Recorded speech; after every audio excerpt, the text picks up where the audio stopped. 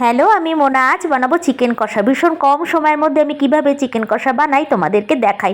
কড়াইয়ে সর্ষের তেল গরম হয়ে গেলে একটা শুকনো লঙ্কা দিয়ে দিলাম আর দিয়েছিলাম গোটা গরম মশলা ফোড়ন।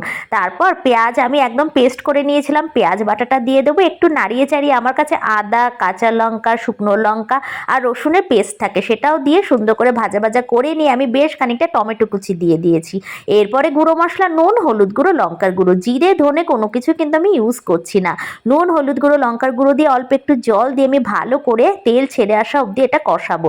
এরপরে আমি এতে কেটে রাখা আলু, ধুয়ে রাখা মাংস আর দিয়ে দিয়েছিলাম ধনে পাতা। তোমরা না কষানোর সময় ধনে পাতা দিয়ে কোনোদিন রান্না করে দেখো, একটা আলাদাই ফ্লেভার আসে। না হলে ধনে পাতা লাস্টেও তোমরা অ্যাড করতে পারো। তারপর নাড়িয়ে ছাড়িয়ে ঢাকা দিয়ে দিয়ে আমার রান্নাটা করতে হবে। মাঝখানে চেক করতে হবে তলায় যেন লেগে না যায়। প্রয়োজনে অল্প মাঝে মাঝে জলও অ্যাড করতে পারো। আমি খেয়েছিলাম ফ্রাইড রাইসের সাথে চিকেন কষা।